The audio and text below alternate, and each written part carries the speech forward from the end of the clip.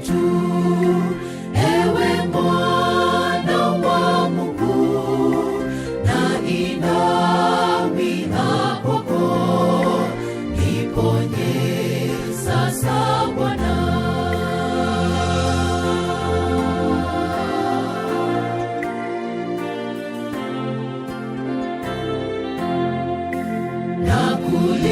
Nakulilia sana, nalemewa na dhambi, pole Yesu asema, nitazifuta zote, na kutumaini tu, ewe mwana wa Mungu, na inamia kwako, niponye sasa Bwana.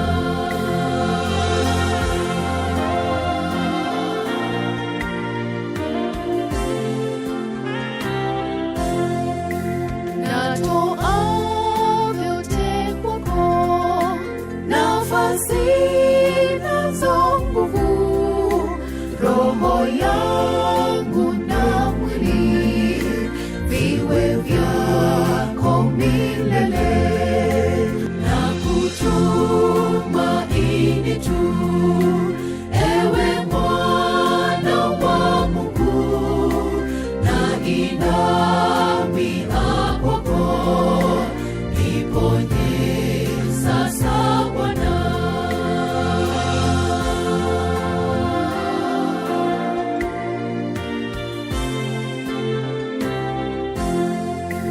Kwa damu yake sasa amenivuta sana, upendo hubidisha, nimtafute Mwokozi.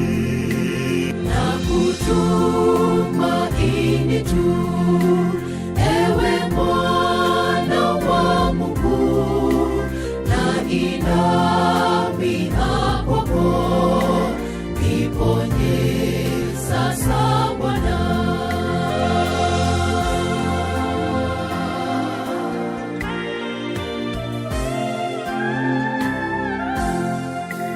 Kwa damu yake sasa amenivuta sana, upendo hubidisha, nimtafute Mwokozi.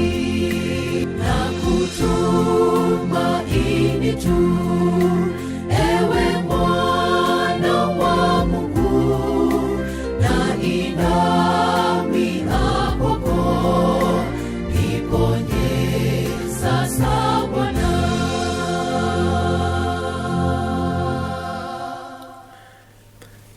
Baba wetu na Mungu wetu, Baba wetu na Mungu wetu unayeketi mahali pa kuinuka juu mbinguni, tunakuja tena mbele zako kwa wakati huu tunapotamani kuandamana katika safari hii ya kuelekea Calvary.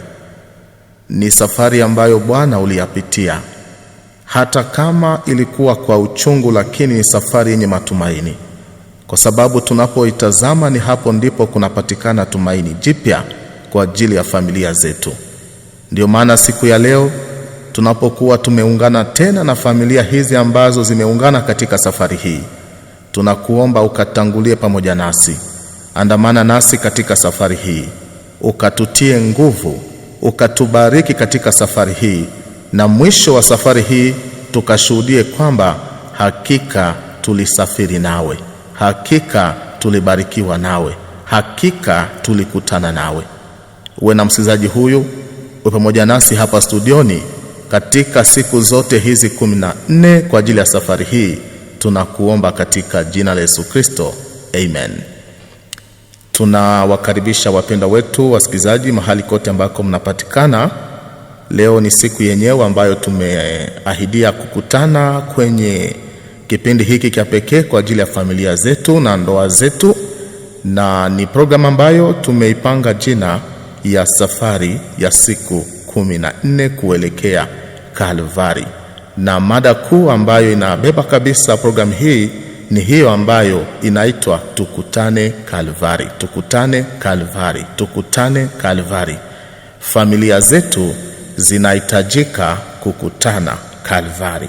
Katika somo hizi 14 ambazo tutakuwa nazo katika kipindi hiki, tutaenda kuelewa kwamba ni hapo ndipo kuna tumaini lote kabisa kwa ajili ya familia zetu. Hapo ndipo penye tumaini kwa ajili ya ndoa zetu. Kwa hivi nawakaribisha nyote kwa namna ambavyo mmejipanga vizuri katika safari hii. Tunaendelea kumshukuru Mungu tena kuwa pamoja nanyi siku ya leo, na wote ambao wamejitambulisha kwamba wamejiunga nasi katika safari hii, hata wale ambao hawakutuma jumbe zao, lakini ni kwa namna hivyo ndivyo tutasafiri katika safari hii ya matumaini, safari ya siku 14 tunapoelekea Kalvari. Kila mara ikifika saa 10 kamili, endelea kutuma jumbe zenu, tuma jumbe zenu ili kuendelea kutambulisha yule ambaye atashikia kiti katika siku hizi 14, namna gani mmejipanga na namna gani mnavyoendelea kubarikiwa katika safari hii. Kwa kweli Mungu yu pamoja nasi katika safari yenyewe. Hatuna hofu kwa sababu tunaye Mungu ambaye atasafiri pamoja nasi katika hiyo safari. Kwa hivi leo natamani kukaribisha katika somo la kwanza ambalo linatangulia safari hii. Kama mwenzi wako, mke wako, mume wako hajaamka, ukamwambie basi tafadhali uwe makini ili tuanje safari hii pamoja. Spendi ubaki katika safari nyuma. Na kama una rafiki yako mahali fulani, umwambie tafadhali na kuomba jiunge katika safari hii ili sote tusafiri pamoja. Tuone tena Mungu anatamani kutupeleka wapi katika safari hii yenye matumaini. Somo la leo ambalo ni somo la kwanza miongoni mwa masomo ambazo tutakuwa nazo katika kipindi hiki cha safari ya kukutana Kalvari. Somo la kwanza na kichwa kinachosema kwa nini ndoa zetu, familia zetu zinahitajika kukutana Kalvari. Kwa nini? Kwa nini ndoa zetu, kwa nini familia zetu zinahitajika kukutana Kalvari? Na kwa mwisho wa somo lenyewe tutakuwa kila siku na vipindi vya maombi maalum kwa ajili ya familia zetu. Lakini katika maombi haya ningeweza kuwasihi nyinyi ambao ni wanandoa, tufanye uzoefu fulani. Kila mara tukifika wakati wa maombi, tukapige magoti, mume na mke, tukashikane mikono na tuombe pamoja. Uzoefu huu utaweza kutusaidia katika safari hii yenye matumaini, safari ya kuelekea Kalvari. Kama mume hayuko nyumbani, haina tatizo, piga magoti ukaungana pamoja nasi katika maombi mara tukimaliza somo hili. Lakini kama iko nyumbani, basi ukapige magoti pamoja naye, mkashikane mkono, ili kwa namna hivyo tuweze kumshinda shetani. Kwa nini ndoa zetu, kwa nini familia zetu zinahitajika kukutana Kalvari? Hii ndiyo somo yetu ya kwanza ambayo itaweza kutanguliza somo 14 ambazo tutakuwa nazo katika kipindi hiki. Hatuwezi kuelewa uhitaji mkubwa wa familia zetu, wa ndoa zetu kuelekea Kalvari tusipoelewa kwanza mazingira ambamo ndoa zetu zinakuwemo siku ya leo. Tunapokuwa tumeelewa namna gani ndoa zetu, familia zetu za leo zinakuweko, na hii itaweza kutupatia picha ya kutupatia shauku ya kuleta familia zetu, ya kuleta ndoa zetu hapo Kalvari. Unaposoma kitabu kia Mwanzo sura yake ni ya kwanza na Mwanzo sura yake ni ya pili, hapa ndipo Mungu anaenda kuangazia makusudi yake. Alitarajia ndoa zetu na familia zetu ziwe namna gani? Makusudi ya Mungu kabisa kwa ajili ya namna alivyofanya kila kitu mwanzoni unaipata katika Mwanzo sura yake ni ya kwanza na kitabu kia Mwanzo sura yake ni ya pili. Hapo unapofika kwenye kitabu kia Mwanzo sura yake ni ya tatu, mambo yanabadilika kwa sababu tayari hapo dhambi imeingia. Lakini kwenye kitabu kia Mwanzo sura yake ni ya kwanza na kitabu kia Mwanzo sura yake ni ya pili, hapo dhambi bado haijaingia. Na hapo ndipo Mungu anatambulisha makusudi yake kwa kila kitu, ikiwemo pia familia na ndoa zetu. Ukitamani kuelewa nini Mungu anakusudia kwa ajili ya ndoa zetu, soma kitabu cha Mwanzo sura ya kwanza, Mwanzo sura ya pili. Hapo ndipo utaona nini ilikuwa makusudi ya Mungu kwa ajili ya ndoa zetu, nini ilikuwa makusudi ya Mungu kwa ajili ya familia zetu. Na hapo unaposoma kitabu cha Mwanzo sura ya kwanza katika fungu lake la 31 inasema, na Mungu aliona kila kitu walichokifanya, na tazama kilikuwa kizuri sana. Mungu akaona kila kitu. Hapo ni mwanzoni kabisa. Sijui leo Mungu anapotazama vitu ambavyo alivifanya pamoja na ndoa ambayo aliweza kuianzisha hapo Edeni, leo anapoitazama anasema nini? Anasema nini leo anapoitazama? Leo Mungu anapotazama familia yako, leo Mungu anapotazama familia yangu, leo Mungu anapotazama ndoa yangu, Mungu anasema nini kwa ajili ya ndoa na familia yangu? Lakini hapa mwanzoni kabisa, wakati ambako Mungu alipokuwa ametamani kuonesha nini mtarajio wake, nini ambayo Mungu anakusudia kwa ajili ya vitu vyote ambavyo Mungu amevifanya, maandiko matakatifu katika kitabu cha Mwanzo 1:31 nasema kwamba Mungu akaona ya kwamba kila kitu alichokifanya kilikuwa kizuri sana. Na maneno haya ambayo Mungu anaitamka ni maneno ambayo Mungu anayatamka ilikuwa tu ni kwa mwisho kabisa wa siku ya 6 ya uumbaji. Namna tunavyojua, siku ya kwanza Mungu akaumba nuru, siku ya pili Mungu akatenganisha maji ili kuweze kuwa anga, siku ya tatu Mungu akaweza kutenga pia maji ili ardhi, ili nchi kavu iweze kuonekana na nchi kavu ikaweze kutoa mimea. Siku ya 4 Mungu akaweza kuumba miangaza, nyota, jua, miezi na miangaza mingine.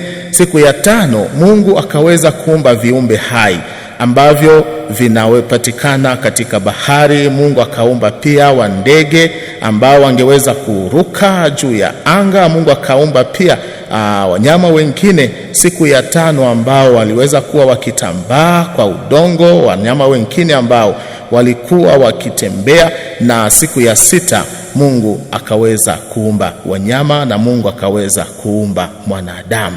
Na siku hiyo ya 6 unaposoma kitabu cha Mwanzo sura yake ni ya kwanza katika aya yake ya 27, Mwanzo 1 fungu la 16 nasema kwamba Mungu akaumba mume, akaumba pia na mke. Siku hiyo hiyo Mungu akaumba mume, Mungu akaumba pia mke, na Mungu akawapatia mamlaka ya kutawala kila kitu, na Mungu akuishia hapo. Mungu akawabariki. Hapo unaposoma kitabu cha Mwanzo 1 katika fungu la 28, Mwanzo 1:28 inasema kwamba Mungu akaweza kubariki mwanadamu. Mungu akaweza kuwabariki, asema Mungu akawabariki, akawaambia mzidi na kuongezeka na mkajazi nchi na kuitiisha na mwatawale juu ya vitu vyote, ndege, wanyama wa baharini na wote. Mungu akawapatia mamlaka ya kuweza kutawala juu ya kila kitu. Na Mungu alipotazama kila kitu alichokuwa amefanya mwanadamu, akafanya sijue vitu vyote, wanyama, akafanya wasamaki, wa ndege. Na hapo kitu ambacho tunakizingatia sana katika mwelekeo wa somo hili, tunaenda kuona kwamba hata wakati ambako Mungu alipokuwa anatamka maneno haya, alikuwa tayari amefanya mwanadamu, ameunganisha ndoa ya kwanza pale katika bustani, na Mungu akatazama kila kitu ambacho alichokifanya. Mungu akaona kwamba kilikuwa kizuri, na si kizuri tu, lakini maandiko matakatifu nasema kwamba kilikuwa kizuri sana. Sio Mungu tu ambaye aliweza kutazama ya kwamba vitu vyote vilikuwa vizuri. Hata Adamu mwenyewe alipotazama mambo ambayo Mungu aliweza kuyafanya. Unaposoma kitabu cha Mwanzo sura yake ni ya 2 katika aya yake ya 23, maandiko matakatifu inasema, Adamu akasema, sasa huyu ni mfupa wa mfupa wangu na nyama ya nyama yangu, ataitwa mwanamke, kwa maana ameondoshwa katika mume. Hata Adamu pia alipotoka kwenye usingizi, wakati ambako Mungu alifanya hiyo operation, akaweza kumuumbia mwanamke. Hata Adamu alipoamka katika usingizi, maandiko matakatifu nasema kwamba roho yake ikajawa na furaha, akakuwa mwenye tabasamu, akafurahia kwa namna ambavyo Mungu alivyofanya mwanamke. Sio Mungu tu aliyofurahia uumbaji, lakini pia hata mwanadamu pia alipoona namna gani Mungu amemfanyizia ndoa na Mungu akamfanyizia kiumbe kia pekee, mwanadamu pia akafurahi na akasema, huyu sasa ndiye ataitwa mfupa wa mfupa yangu, huyu sasa ndiye atakayeitwa nyama ya nyama yangu, kwa sababu ametaliwa katika mimi. Na Mungu akasema vitu vyote alivyovifanya vilikuwa vizuri sana, vilikuwa vizuri sana. Na kwa makusudi hii, wakati ambako Mungu alipokuwa ameona kwamba ameunda familia ambayo akaitazama, akawa na muda wa kuweza kuichunguza, katika Kifaransa tunasema akaevaluate, akaona kwamba hata hii familia ambayo alikuwa ameianzisha, hii ndoa ya kwanza ambayo alikuwa ameianzisha, Mungu akaona ya kwamba ilikuwa ni njema sana, ilikuwa ni nzuri sana. Hatuwezi weza kupata lugha ya kueleza namna gani ambavyo Mungu mwenyewe aliunganisha ndoa ya kwanza, akaifurahia kiasi kwamba akasema mwenyewe ya kwamba ndoa hii ilikuwa nzuri sana. Na Mungu katika makusudi yake akatamani ndoa hii ya kwanza, hii familia ya kwanza iweze kuwa kielelezo kwa ndoa zote, kwa familia zote ambazo zitaweza kuonekana duniani. Mungu akatamani ndoa hii iweze kuwa ni kielelezo. Ndio maana katika kitabu cha Mwanzo sura yake ya 2, katika aya yake ya 24, Mwanzo sura yake ya 2 fungu la 24 inasema, kwa sababu hii mume ataacha baba yake na mama yake na atafungamana na mke wake na watakuwa mwili mmoja. Ukienda kuona maneno ambayo inasemeka hapa, ni kama Mungu ametazama, anapokuwa ametazama ndoa ya kwanza ambayo ameiunganisha, na Mungu anasema basi, kwa sababu hata mwanadamu pia amerizika, Adamu pia ametamka ya kwamba kwa hivi huyo ataitwa Hawa, huyu ataitwa mfupa ya mfupa yangu. Ilikuwa tu maneno ya kumfurahisha ambayo angeweza kuyatamka kwa kuonesha kwamba amerizika. Hata Mungu mwenyewe pia ametazama kila kitu alichokifanya, pakiwemo na ndoa hii ya kwanza.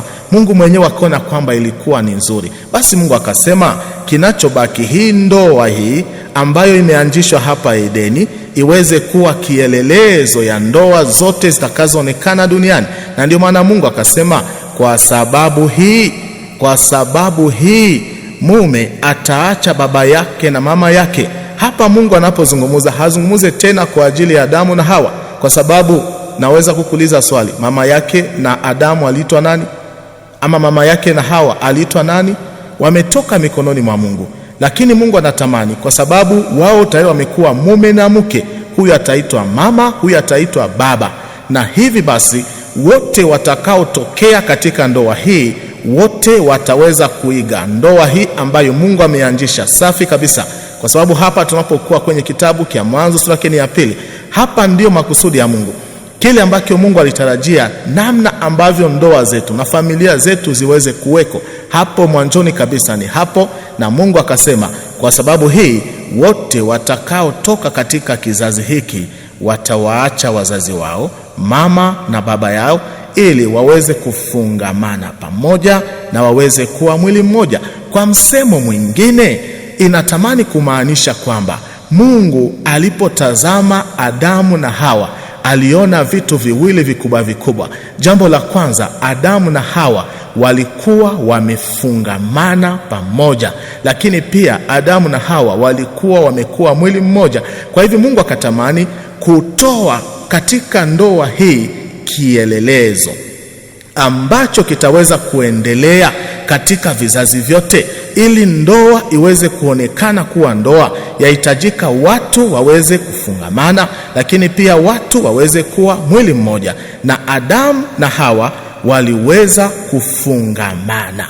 Kwa hivi katika sehemu hii ya kufungamana, unaposoma maandiko matakatifu hapa katika kitabu cha Mwanzo, wakati ambao tungali katika kielelezo cha ndoa safi kabisa ambayo hata dhambi haijaingia, kuna vitu fulani ambavyo viliweza kuwapelekea hawa wanadamu wa kwanza, huyo Adamu pamoja na Hawa, katika ndoa ya kwanza kuweza kufikia lengo hii ya kuweza kufungamana, waweze kufungamana pamoja, na mambo ambayo iliweza kuwapelekea waweze kufungamana pamoja. Jambo la kwanza, elewa tu ya kwamba wote wawili wameumbwa kwa mfano na kwa sura ya Mungu, kwa sababu mwanamke pamoja na mwanaume wote wawili wameumbwa kwa mfano na kwa sura ya Mungu.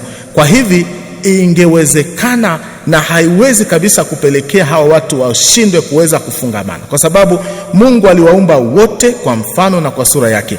Kumbuka pale wakati ambako Adamu alipokuwa akitazama wanyama, anapokuwa anawapatia majina, hakuona kile kinachofanana naye, hakuona kile ambacho anaweza kufungamana nacho, kwa sababu wanyama hawakuumbwa kwa sura na kwa mfano wa Mungu. Lakini Mungu alipoumba Adam, akaumba na Hawa, akawaumba wote wawili kwa mfano na kwa sura yake.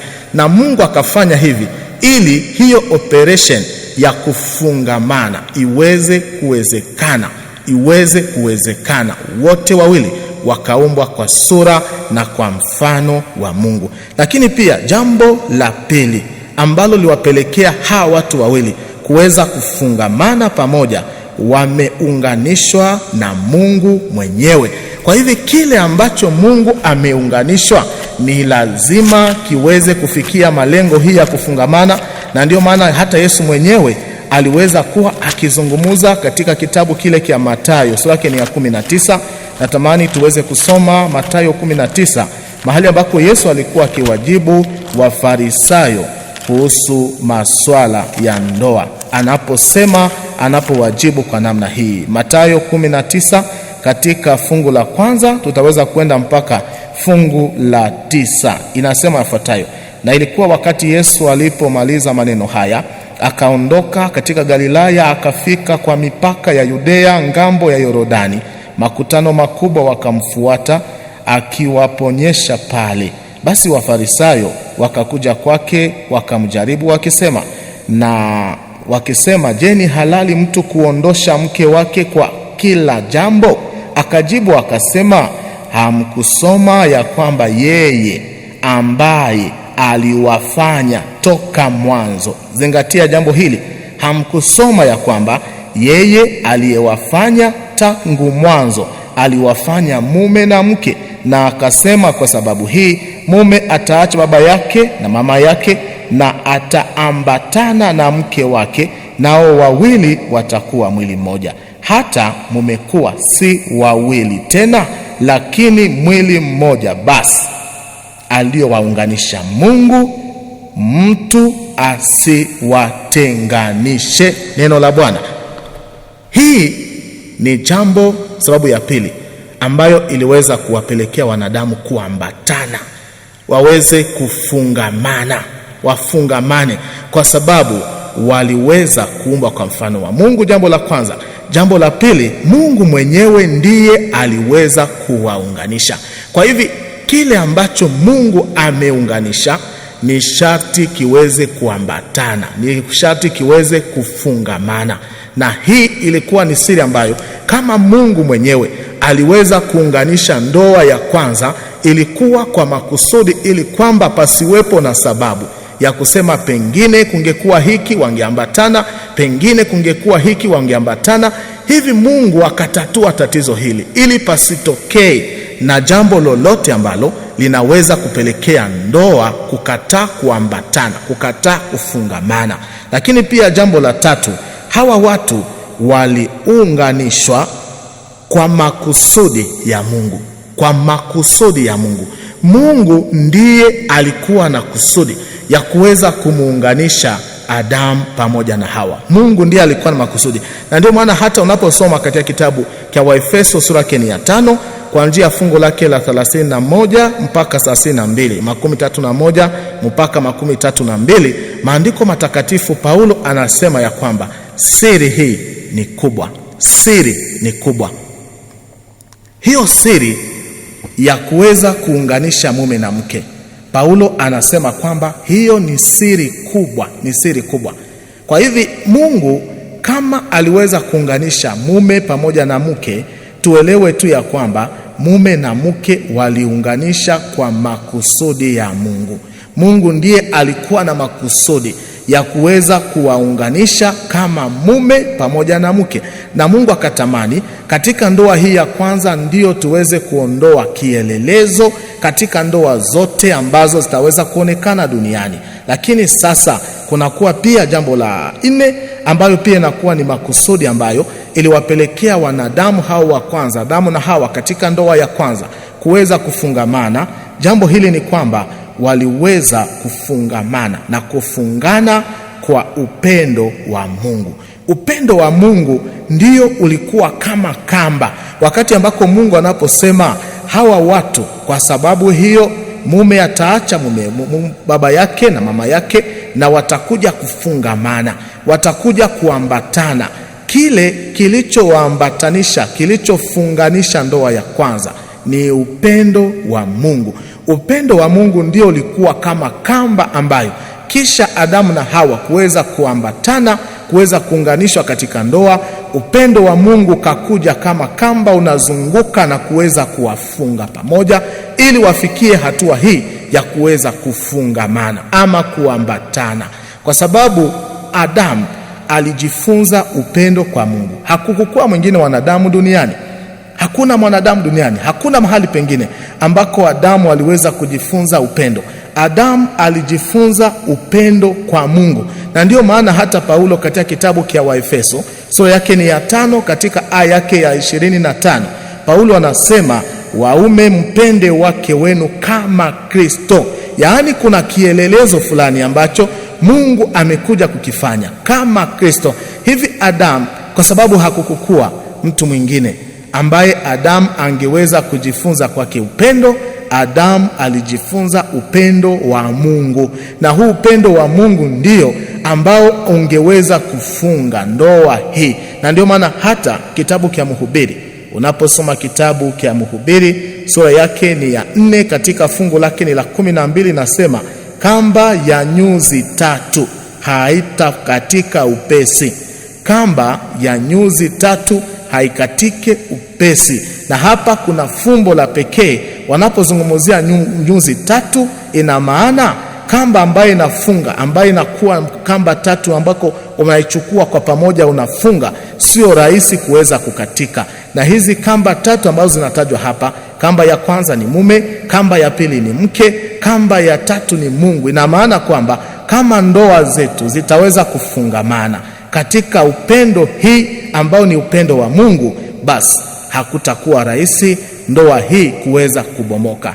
Kwa hivi enda tu kuelewa kwa makusudi haya 4 ambayo ilipelekea ndoa ya kwanza kuweza kufungamana. Elewa kwamba Mungu alikuwa amefanya kila kitu kabisa ili ahakikisha kwamba ndoa hii inaenda kufungamana. Ndio maana Mungu akasema, kwa sababu hii mume ataacha baba yake na mama yake, na yeye ataweza kuambatana, atakuja kufungamana. Sio kufungamana tu kwa maneno, lakini kuna makusudi, kwa sababu tumesema kwamba jambo la kwanza, wanadamu mume na mke wote wakaumbwa kwa mfano ya Mungu, ili hii iwapelekee kuweza kuambatana kwa urahisi. Lakini jambo la pili ni kwamba wameunganishwa kwa makusudi ya Mungu, na wameunganishwa pia na Mungu mwenyewe, lakini pia wameunganishwa kwa upendo wa Mungu. Na huyu mume pamoja na mke wakakuja kufungamana. Mungu akasema, kwa sababu hii, kwa sababu ndoa hii ya kwanza imeweza kufungamana, basi wote watakaotokea kwa kizazi hiki wataacha wazazi wao, na wao watakuja kufungamana kama Hawa. Mungu anatamani tuweze kuambatana. Mungu anatamani tuweze kufungamana. Lakini pia natamani kuzungumza jambo moja, kwenda kuonesha namna gani mume pamoja na mke wote wawili waliweza kuumbwa kwa mfano wa Mungu na kwa sura ya Mungu. Hii ni sehemu muhimu ambayo ingepelekea mwanadamu kuweza kufungamana na mwanadamu mwingine, hata kama huyu amekomalia sijue Masereka, mwingine amekomalia sijue Luutu, mwingine amekomalia huku, lakini Mungu kila alichokifanya akawaumba wote wawili, wote kwa mfano na kwa sura yake. Na hii inamaanisha nini? Wote walikuwa na tabia za Mungu. Adamu pamoja na Hawa wote walikuwa na tabia za Mungu, na hii ikaendelea kuwafanya kuwa mwili mmoja, ikaenda kuwafanya kuwa mfano mmoja na sura moja ya Mungu. Lakini pia wote walikuwa na asili, yani nature, ambayo ingeweza kumpendeza Mungu, ambayo ingeweza kufanya mapenzi ya Mungu. Asili yao, namna wameumbwa, kwa sababu wameumbwa hakuna dhambi, wameumbwa katika mazingira ambayo dhambi bado haiko, na hii ikawapelekea katika asili ambayo Mungu alikuwa amewaumba waweze kuonesha sura na mfano wa Mungu. Lakini pia uwezo wao wa kiakili, Adamu na Hawa wote wawili walikuwa na uwezo wa juu sana wa kiakili, ambao wangeweza kuelewa makusudi ya Mungu kwa ajili ya kile ambacho Mungu anatamani kuweza kukifanya. Lakini pia hisia zao, yani maafeksio zao, hisia zao zilikuwa pia safi. Hisia zilikuwa safi kwa sababu dhambi bado ilikuwa haijaharibu vitu. Hisia zao zilikuwa safi. Na lakini jambo lingine ni kwamba walikuwa ni watakatifu. Mungu aliwaumba kwa sura mfano wake kwa sababu walikuwa ni watakatifu. Hata mulo yao ilikuwa ni mulo safi, kwa sababu hata mulo wakati ambako imeharibika, dhambi imeharibu hata mulo na vitu vingi vimeendelea kuharibika. Na hata pia mwili wao kwa sehemu fulani ulikuwa kwa mfano na kwa sura ya Mungu, kwa sababu walikuwa na umbo mzuri, wote wenye kuvutia, walikuwa hawana ulemavu wowote, walikuwa wenye afya tele, walikuwa wenye uhai tele, walikuwa wenye furaha tele, na walikuwa wenye kupendeza. Na Mungu alifanya hivi vyote ili pasionekane sababu yoyote ambayo inaweza kumpelekea huyu mwanaume pamoja na huyu mwanamke kuweza kufungamana na waweze kufikia hii lengo ya Mungu ya kuwa mwili mmoja katika hali zote, kimwili, kiakili, kitabia, waweze kukutanana katika mambo yote. Hii ilikuwa ni katika makusudi ya Mungu. Hii ndiyo ndoa ambayo Mungu akaifanya katika bustani ya Edeni. Hii ndiyo ndoa ambayo Mungu akaifanya na akasema, kwa hivyo kwa sababu ndoa hii imefanana kwa namna hii, basi ndoa zote zitakazoonekana baadaye zitaweza kutokana na kielelezo hiki. Na Mungu akasema, kwa sababu hii mume ataacha baba yake na mama yake na atakuja kufungamana na mke wake, na wote wawili watakuwa mwili mmoja, kwa sababu ilikuwa operation ambayo imewezekana kufungamana, imewezekana kuwa mwili mmoja. Lakini nini kiliweza kutokea? Tunaposoma kitabu cha Mwanzo katika sura yake ni ya 3, tukisoma fungu la kwanza, na hapa tulikuwa tumesema mwanzoni ya kwamba kitabu cha Mwanzo sura yake ni ya kwanza na kitabu cha Mwanzo sura yake ni ya pili. Hapo ndipo tunapata makusudi ya Mungu kabisa, namna ambavyo Mungu alitamani kila kitu kiwe tangu mwanzo hapa. Lakini kuna kitu ambacho kiliweza kutokea. Tunaposoma kitabu cha Mwanzo sura yake ni ya 3, katika fungu lake la kwanza tutaenda taratibu mpaka fungu lake la 6. Inasema, basi nyoka alikuwa na hila kuliko nyama zote za mwitu Bwana Mungu aliyofanya.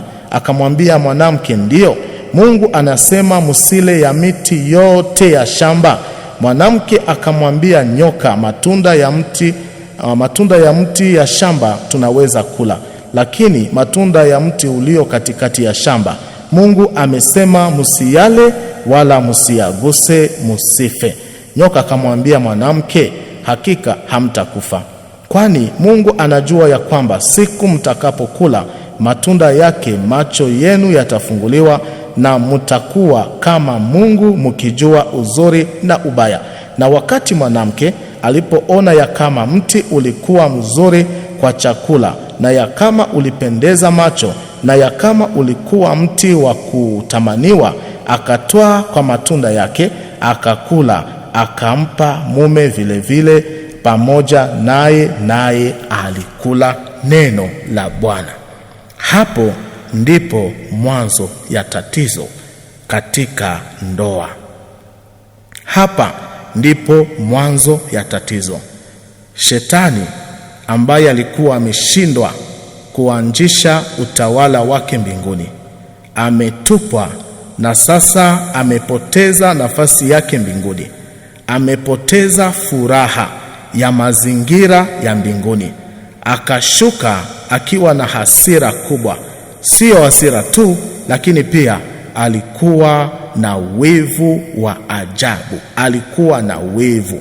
Kwa hivi furaha hii ambayo ilikuwa imedumu katika bustani ya Edeni, furaha na amani ambayo ndani yake Adamu na Hawa waliishi ndani yake, Shetani akaona wivu kwa ajili ya mazingira hii ambayo kila mara tunasema kwamba ilikuwa kama mbingu ndogo.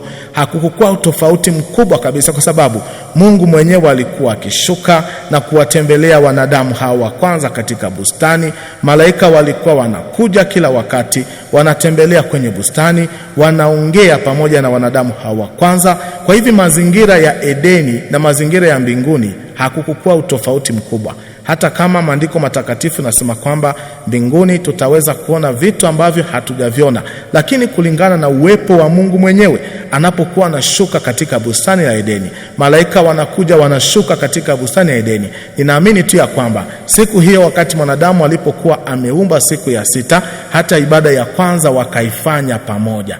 Mungu, malaika wakashiriki katika ibada hii hapo katika bustani ya Edeni, na hii ikaenda kufanya kwamba bustani ya Edeni hapo katika familia kwanza, kwa sababu hiyo Edeni ilikuwa ni shule, Edeni ilikuwa ni kanisa, Edeni ilikuwa ni nyumba kwa ajili ya familia hii ya kwanza, ilikuwa ni mahali pa kazi, ilikuwa mahali pa bustani. Edeni ilikuwa ni vyote kwa wanadamu wa kwanza.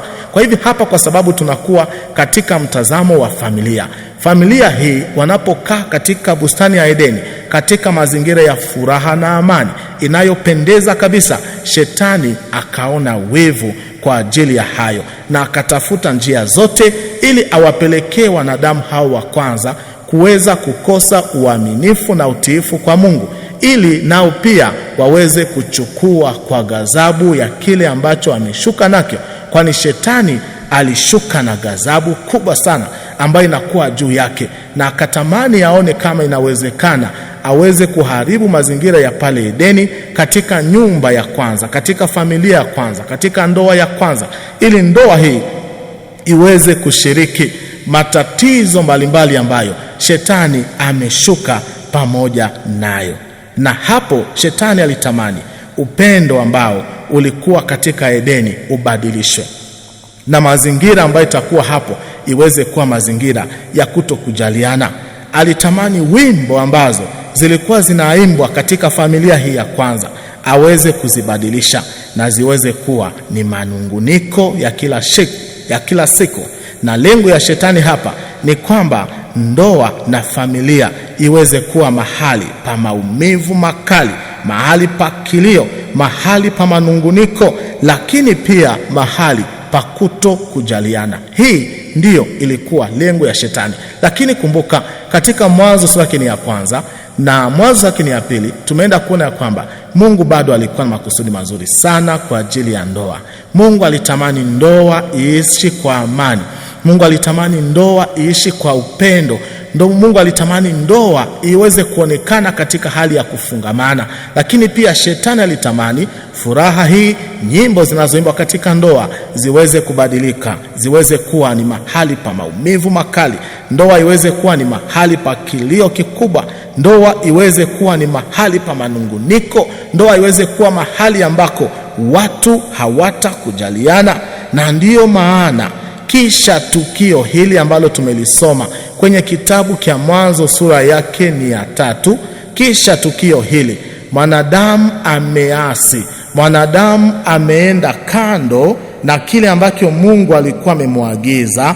Unaposoma katika Mwanzo sura yake ni ya 3, katika fungu lake ni la 8, maandiko matakatifu nasema kwamba wakati ambako Mungu alikuja tena kutembelea bustani, alipomuita Adamu, Adamu akaanza kujibu akasema, nimeogopa, nimejificha, mimi ni uchi. Kwa hivi mazingira katika familia hii ikaenda kubadilika, mazingira ikabadilika, mazingira ambayo ilikuwa ya furaha. Hiyo furaha ambayo familia hii ya Adamu na Hawa katika nyumba yao ya kwanza, familia ya kwanza, walikuwa wakimlaki Mungu kwa furaha. Mungu alipokuwa anakuja kuwatembelea pamoja na malaika, walikuwa wanawapokea kwa furaha, kwa tabasamu. Lakini siku hiyo Mungu alipokuja mara nyingine ili akuje kutembelea familia hii, mazingira yalikuwa yamebadilika. Mwanadamu amejificha, na sijui walikuwa wamejificha chini ya mti wa aina gani. Mwingine ameenda upande huu, mwingine ameenda upande huu. Lakini pia hata kabla Mungu hajatokea ili akuje kumuita mwanadamu na kumtambulisha kwamba kuna shida imeingia, hata kabla hayo yatokee, mara tu wakati ambako Adamu alipomuona mke wake amekuja na furushi ya matunda, na akatambua tu ya kwamba huyu mwanamke ametumia kwa hiyo tunda ambayo Mungu alituagiza tusiweze kukula. Tangu wakati huu Adamu alionekana kuwa mtu wa huzuni, akahuzunika kwa kumtazama mke wake anaposonga mbele, anapokuja mbele yake akiwa na tunda ambayo aliweza kukatazwa. Lakini pia machozi yaliweza kutiririka kwenye uso wake. Adamu aliishi katika mshangao mkubwa sana na mazingira hii. Kile kilichotokea siku hiyo wakati ambako Adamu na Hawa wamekula tunda, kilichotokea hapa ilikuwa ni mazingira tofauti kabisa. Ilikuwa ni mazingira ambayo ilikuwa bado haijaonekana katika Edeni. Hapo katika familia hii huzuni ilikuwa haijulikani kabisa, machozi ilikuwa haijulikani kabisa, wasiwasi zilikuwa hazijulikani kabisa. Hii ni vitu ambavyo havikukua hata katika mpango wa Mungu. Katika mpango wa Mungu hakukukua mpango wa kuweza kutoa wanandoa machozi, wasiwasi, huzuni hazikukuweko. Lakini siku hiyo, tangu wakati ule ambako dhambi ilipokuwa imeingia katika familia hii ya kwanza, hapo ndipo mwanadamu alijua huzuni ya kwanza. Hapo ndipo mwanadamu alitoa machozi ya kwanza. Hapo ndipo mwanadamu aliona wasiwasi ya kwanza. Hapo ndio mwanadamu alipata mshangao mkubwa wa kwanza, kwa sababu dhambi ilikuwa imeingia na mazingira ya ndoa ya kwanza ikabadilika. Upendo na amani vikatoweka na huzuni ukachukua nafasi. Utukufu uliokuwa unawavika ukatoweka na jaribu kubwa likaweza kuonekana katika familia hii ya kwanza.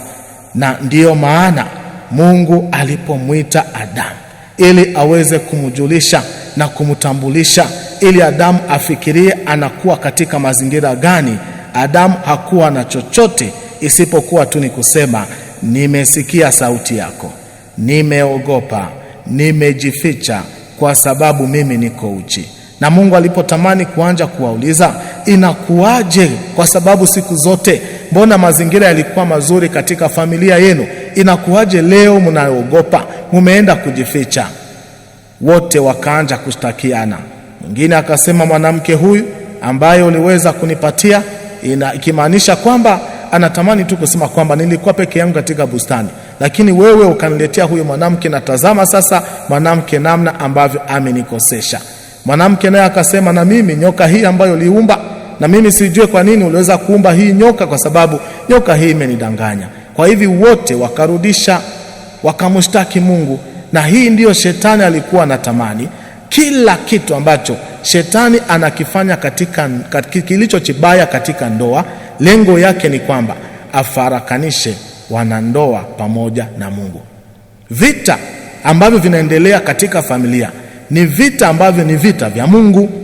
Mungu ndiye anakuja kupiganishwa katika familia. Hivi kile ambacho unaendelea kukiona hapo katika familia yako, hii migogoro ambayo unayapitia katika familia yako, jua ya kwamba kile ambacho kinakuja kupiganishwa, yule ambaye anakuja kupiganishwa hapo katika familia yako sio wewe.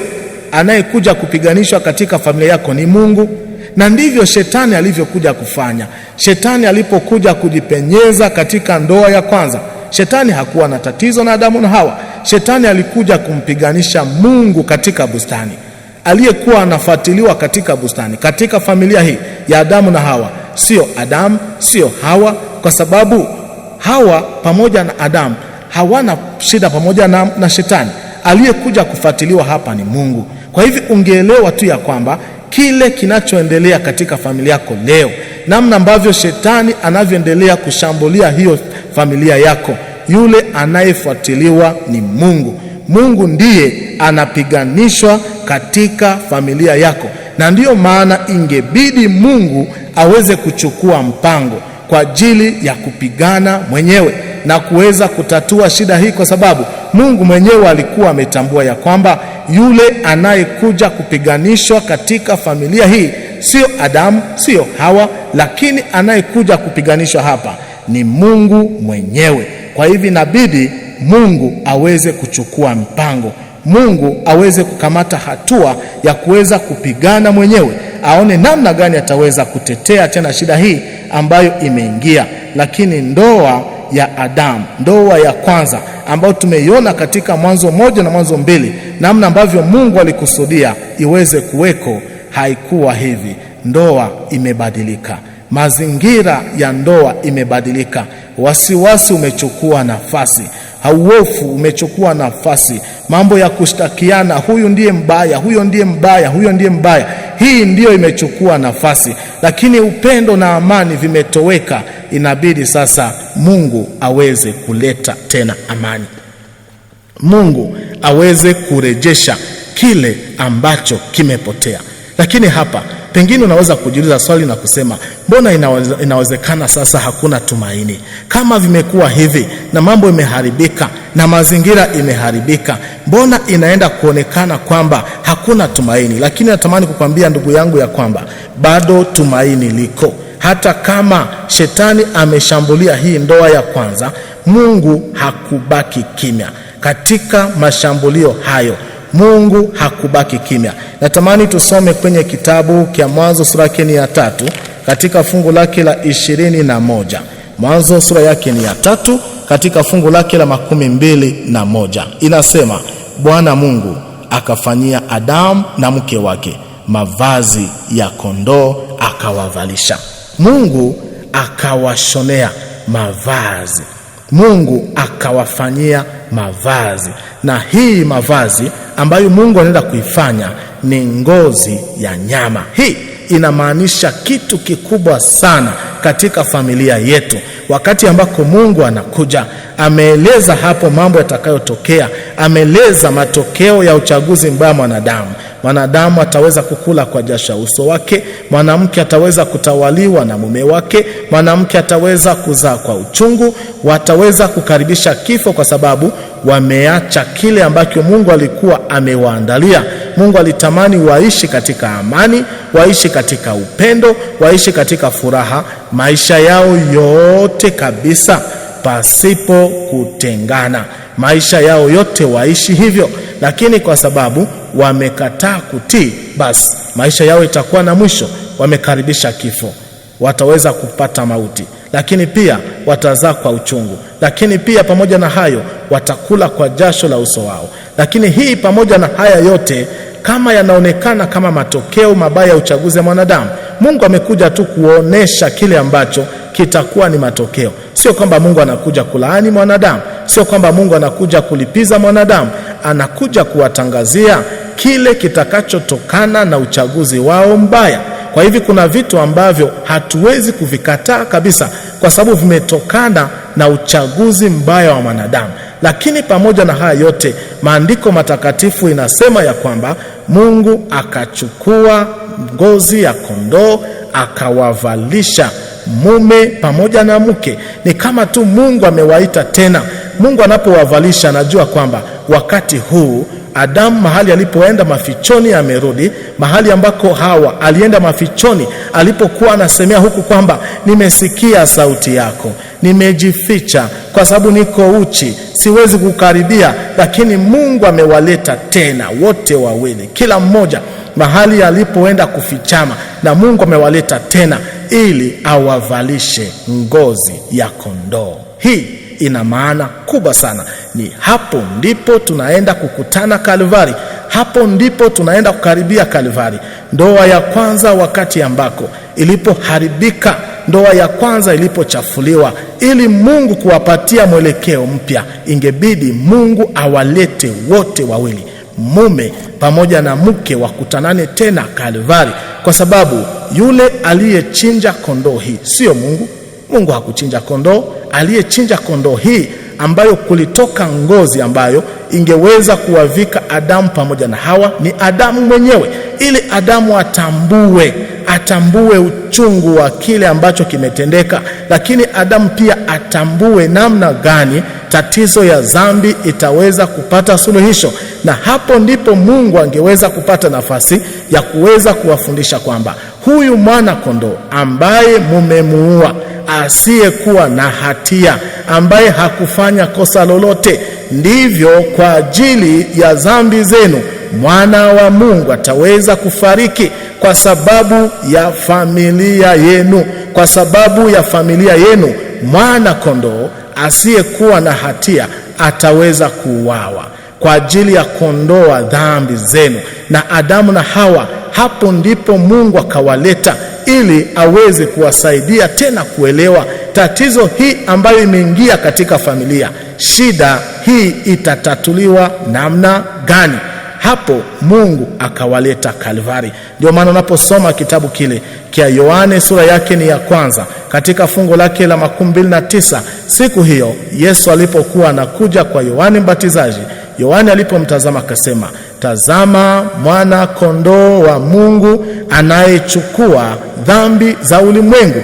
Hii kondoo ambayo imechinjwa pale Kalvari kwa ajili ya kuweza kutatua shida ambayo familia hii ya kwanza imeingiza katika dunia. Hii kondoo ilikuwa inamaanisha Yesu Kristo, na hii ikawa kielelezo ya kafara ya kwanza ambayo iliweza kutolewa, na tangu wakati ule mpaka vizazi vyote mpaka Yesu alivyokuja kutokea, kielelezo hiki cha kuendelea kutoa kafara za makondoo kiliendelea, ili mwanadamu siku zote atambue na akumbuke ya kwamba hakuna wokovu kwa mtu mwingine isipokuwa ni kwa Yesu Kristo. Kama hatutakaribia pale Kalvari, hakuna suluhisho kwa tatizo ya ndoa zetu. Na ndiyo maana katika kipindi hiki na katika programu hii ambayo tumekuja nayo ya kuweza kukutana Kalvari. Kalvari ni mahali ambako familia ya kwanza kisha kumuasi Mungu aliwaleta tena wote Kalvari. Siku hiyo wakati ambako Adamu anachukua kondoo anapomchinja, mke wake anapotazama anasema hii inamaanisha nini? Na Mungu anamwambia hivi ndivyo mwana wa Mungu atakavyochinjwa, atakavyouawa kwa ajili ya kile ambacho familia yenu imekitenda. Wote wakakuja kukutana Kalvari, wakitazama Kalvari kwa mbali kupitia hii kielelezo ya mwana kondoo anapoenda kuchinjwa pale bustani. Wote wakitazama, wakiona uchungu kwa sababu kwa ajili ya dhambi ambayo wameitenda, lakini mwana wa Mungu asiyekuwa na hatia ataenda kufariki. Lakini Mungu akawaambia hii ndiyo tumaini ya pekee, kwa sababu ikiwa hamtakutanana hapa kwenye Kalvari, hakuna tumaini kwa ajili ya ndoa zote za dunia, kwa sababu nilifanya ndoa hii iweze kuwa kielelezo, na shetani amekuja kuiharibu, na nyinyi mmempatia shetani nafasi aharibu ndoa ya kwanza. Kwa hivi pasipo Kalvari hakuna tumaini kwa ndoa yoyote.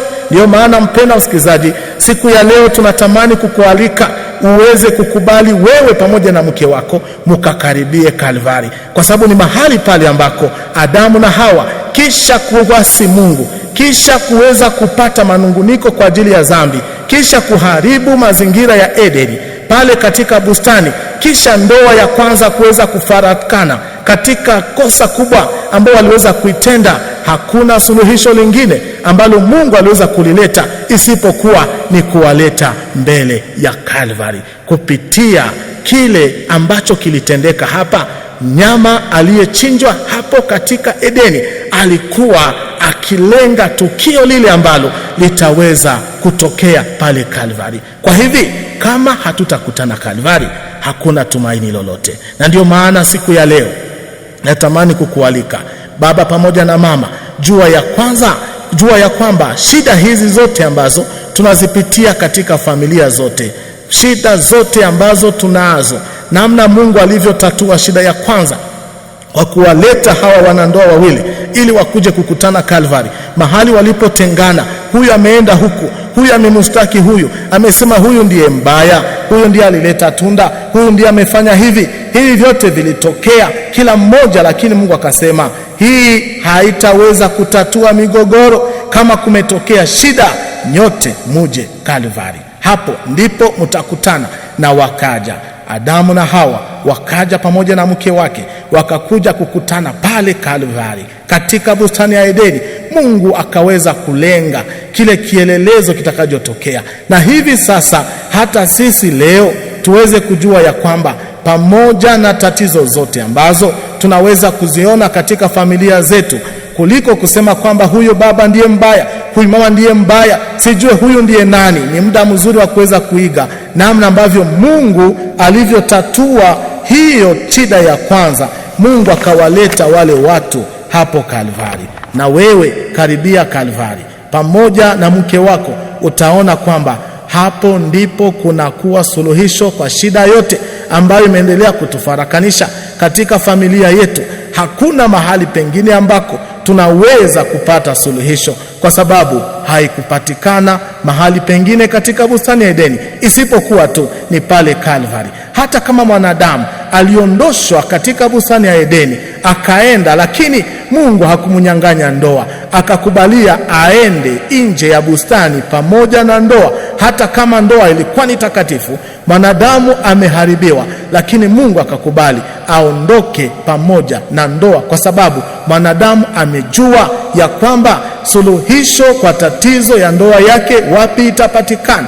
Na ndio maana tangu wakati ule mwanadamu akaanza kufundisha familia yake ya kwamba hakuna mahali pengine ambako tutaweza kupata msaada kwa ajili ya familia yetu isipokuwa ni hapa Calvary. Akaanza kufundisha hata watoto wake ya kwamba hata kama tulikosa pale Edeni, lakini Mungu alituambia kwamba suluhisho kwa shida ambayo tumeingiza duniani ni hapa Calvary. Natamani kukutangazia asubuhi ya leo mpendo, ya kwamba hakuna mahali pengine ambako tunaweza kupata suluhisho kwa tatizo ya ndoa zetu isipokuwa ni hapo Calvary. Ndio maana katika mwanzo wa safari hii, tunapokuwa tumeanza safari ya kukutana Calvary, hakikisha kwamba umeanza safari, ambia mume wako ya kwamba hakuna mahali pengine ambako tutapata suluhisho. Tutaenda kwenye tribunal, hakuna suluhisho. Tutaenda sijui wapi, hakuna suluhisho. Mungu anatuita tukutane Calvary. Hapo ndipo tutapata suluhisho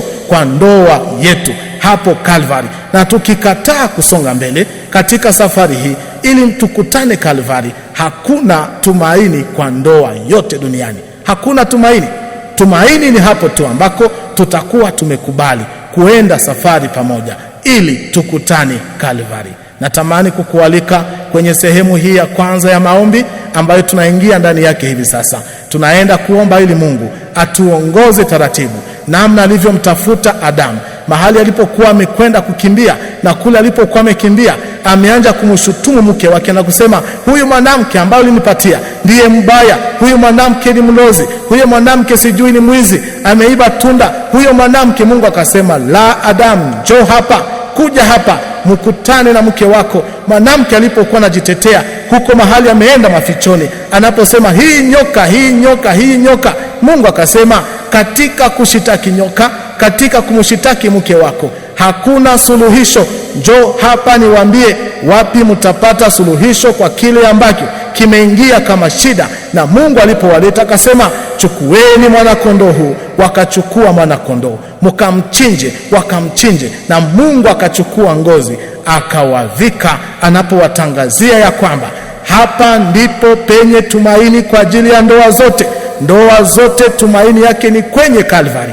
Kama ndoa zote hazitafika hapa Kalvari, hakuna tumaini, kwa sababu kile ambacho Mungu alikifanya kama kielelezo kiliharibiwa, lakini kikakuja kutengenezwa kwenye Kalvari. Karibuni Kalvari, ni pale ambako Mungu anaenda kutualika katika safari hii ya siku 14. Hakikisha siku zote tumefanya safari hii pamoja nawe, ili tukutane pale Kalvari. Ni mahali ambako kuna tumaini. Na kualika asubuhi ya leo, tunapoingia kwenye maombi, unaweza kumwambia mwenzi wako, tukutane Kalvari. Tukutane Kalvari, namna Mungu alivyotendea ndoa ya kwanza, na sisi Mungu atutendee. Tuna changamoto katika familia zetu. Nimekushitaki kwamba wewe ni mbaya kama Hawa, ama nimekushitaki kama wewe ni mbaya kama nani, lakini hakuna tumaini katika haya yote. Haitatuletea suluhisho. Natamani Mungu atulete Kalvari, na sisi tupate msaada, namna Mungu alivyopatia Adamu na Hawa msaada katika ndoa yao walipokubali kuja. Kwa hivyo sikatae mama kusogea polepole ili uweze kuelekea Kalvari, kwa sababu Hawa angeweza kukataa na kusema, huyu mume ni mkali, ataweza kunipiga kwa sababu mimi nimeongea na nyoka. Hawa angekatalia huko mafichoni, hakungeonekana tena dawa. Lakini Hawa akakuja polepole, hata kama alikuja kwa hatua za kuweza kuwa na hatia, anapojuta na kusema, mimi nimekuwa mbaya, nimeleta hatari katika familia hii, kwa ajili yangu matatizo imeingia, kwa ajili yangu dunia yote itaingia katika matatizo. Hawa mama wetu wa kwanza alisogea polepole, akiwa na machozi, akinungunika kwa namna ambavyo ameingiza dhambi katika ulimwengu. Lakini pia baba wetu wa kwanza ambaye ni Adamu, Mungu alipomwita na kusema, Adamu njoo Kalvari, kwa sababu hakuna tumaini mahali pengine. Adamu akakuja naye akasema, mbona hata mimi ndiye Mungu ambaye aliniambia kwamba tusikule matunda, lakini kwa nini hata mimi sikuweza kukataa kula hii tunda? Kwa nini kwa ajili yangu vizazi vyote vitaweza kupitia matatizo? Vifo vitaweza kuingia, tatizo ya magonjwa itaingia, tatizo ya vita itaingia. Adamu akatambua kwamba kwa ajili yake vizazi vyote vitaweza kupitia matatizo. Lakini pamoja na hayo, hata kama walijua ya kwamba wameingiza matatizo katika ulimwengu, hawakukataa kuzogea Kalvari, kwa sababu walijua ya kwamba hapo ndipo kuna tumaini la mwisho. Hakuna tumaini kama tutakataa kusogea mpaka pale ambako Mungu ametuleta. Mungu akawaleta mpaka Kalvari. Na kualika, karibuni tuingie kwenye maombi. Karibuni tuingie kwenye maombi. Wewe si mbaya kuliko Adamu, wewe sio mbaya kuliko Hawa. Ndiyo umeleta tatizo katika nyumba yako, ndiyo umeleta shida katika nyumba yako. Wewe ni kama Hawa tu, umeleta shida. Wewe ni kama Adamu tu, umekosea mume wako. Lakini hiyo sio tatizo. Tatizo ni kukataa kusogea Kalvari. Ndio maana siku ya leo, fanya hatua ya kwanza na kusema, Bwana, mimi niko hapa, ninakuja pia Kalvari, ili nami kama vile ulivyofanya unifanyie ndoa yangu. Kama ulivyofanyia ndoa ya kwanza, na mimi ndoa yangu kaifanyie vivyo hivyo.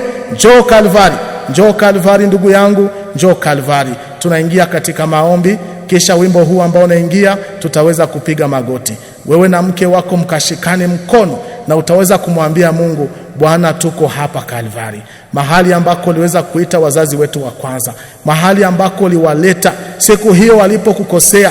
Wameingia katika maficho, wamejificha, lakini ukawaambia njoo Kalvari. Na sisi Bwana tuko hapa. Unajua kile ambacho katika nyumba hii kimetufarakanisha, unajua kile ambacho katika jamaa hii kimetutenganisha, na sisi tunakuja Kalvari kama Adamu na Hawa. Hata kama ni kwa machozi, njoo Kalvari. Hata kama ni kwa hatia ya aina gani, njoo Kalvari, njoo Kalvari. Karibu tukaribie Kalvari siku ya leo, ili Mungu akaponye ndoa zetu kama alivyoponya ndoa ya kwanza. Karibu Kalvari. Muda mwingi nilipotea,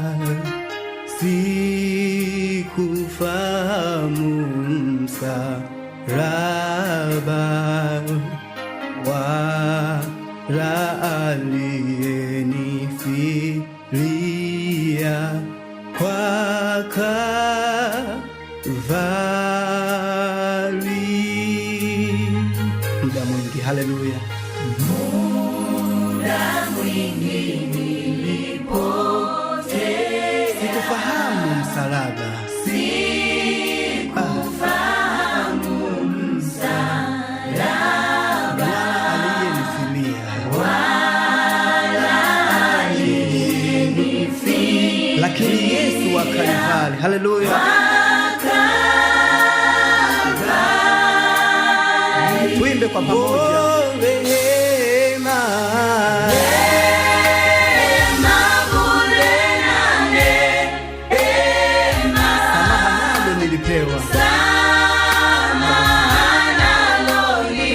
Kwa Yesu ndipo aliponifungua kwa Kalvari. tuimbe tena, rehema, bure na neema, haleluya.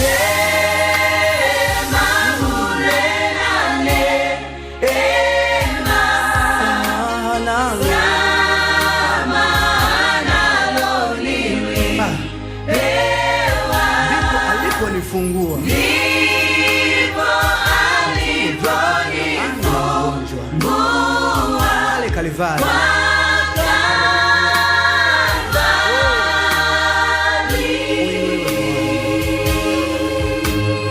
Kwa neno lake Bwana Mungu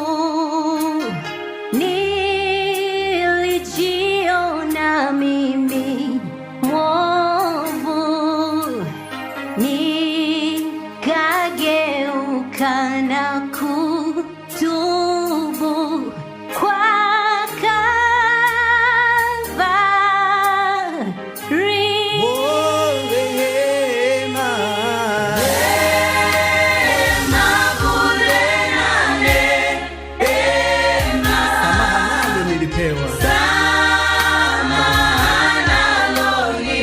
Kwa Yesu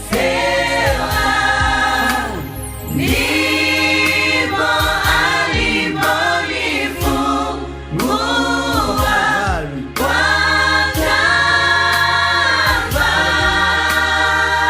Kalvari. tuimbe tena, rehema, bure na neema, haleluya.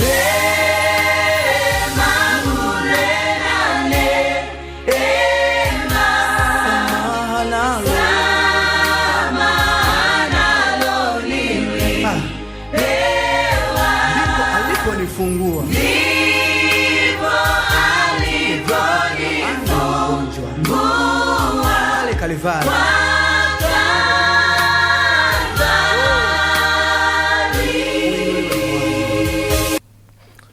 Tuwe na ombi. Baba wetu mtakatifu na Mungu unayekaa juu mbinguni, ni muda mzuri ambako tumenyenyekea mbele zako. Umetazama familia hii ambayo imeungana katika programu hii ya kuelekea Kalvari. Na leo inapokuwa ni siku ya kwanza katika programu hii, tumeshikana mikono tukiomba Yesu katushike. Tumetengana muda mrefu katika mawazo.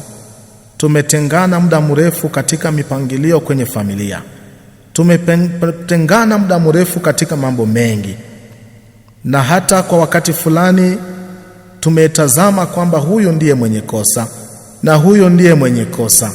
Lakini wewe Yesu, kwa sababu ndoa ya kwanza ilipoingiliwa mifarakano kama hii, uliweza kuwaita na kuwakaribisha Kalvari na kuwatambulisha kwamba ni hapo ndipo watapata suluhisho kwa tatizo hii ya ndoa. Tumejaribu njia zote kutatua migogoro katika familia hii.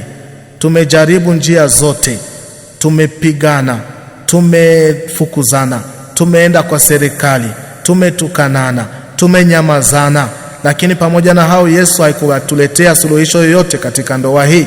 Lakini leo tunajaribu tena kusogea kwenye Kalvari, tukiomba kile ulichokitendea ndoa ya kwanza ukatendee pia familia hii.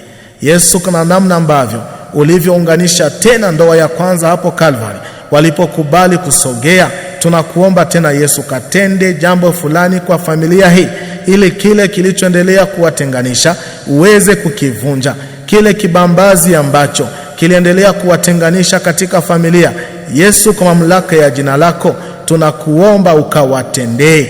Tunapoanza safari hii iweze kuwa safari ya imani, safari ya tumaini, safari ya furaha, na mwisho wa safari hii tukashuhudie kwamba kwa kweli umetutendea. Tunaamini kwa utendaji wako. Tunaamini ya kwamba Bwana utatutendea katika familia zetu, ili katika majuma haya mawili tunapokuwa tukikuja siku zote kwenye msalaba wako, tunapokuja siku zote kwenye Kalvari, tunapoitazama kwa tumaini, tunapojua ya kwamba hakuna mahali pengine ambako Bwana utatutendea isipokuwa ni hapo.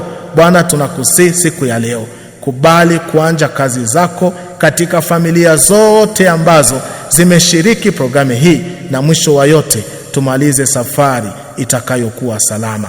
Kuna wale ambao huenda kwa wakati huu hawako pamoja, lakini Bwana, mahali wanapokuwa tunaamini ya kwamba ndoa yako, Roho wako Mtakatifu ana uwezo wa kuweza kuunganisha ndoa zetu, hata kama tunakuwa mbali na mbali, mmoja akiwa huku mwingine kule. Lakini Bwana, kubali kwa namna ya pekee, kwa namna kimiujiza ukaweze kutuunganisha. Asante kwa yote ambayo utaweza kutenda.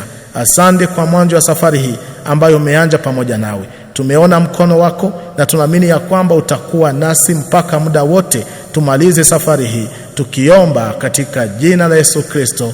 Amen.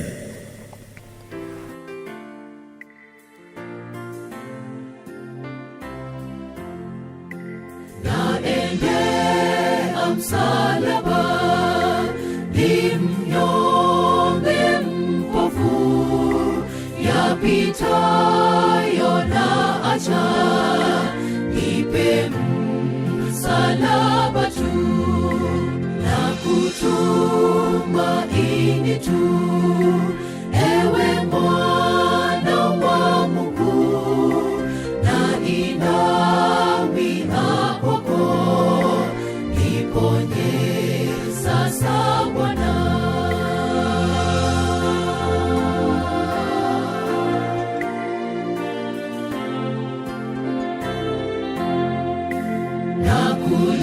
Nakulilia sana, nalemewa na dhambi, pole Yesu asema, nitazifuta zote, na kutumaini tu, ewe mwana wa Mungu, na inawia kwako, niponye sasa Bwana.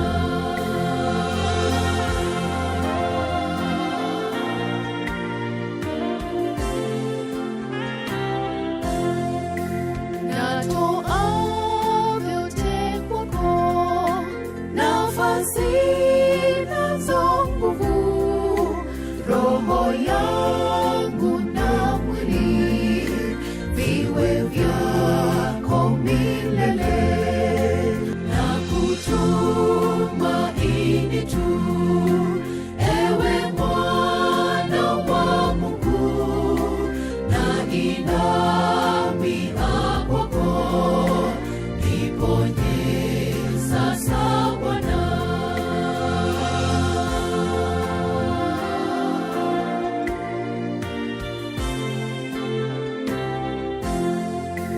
Kwa damu yake sasa amenivuta sana, upendo kupindisha, nimtafute Mwokozi. Na kutumaini tu, ewe mwana wa Mungu, na inawia kwako, niponye sasa Bwana.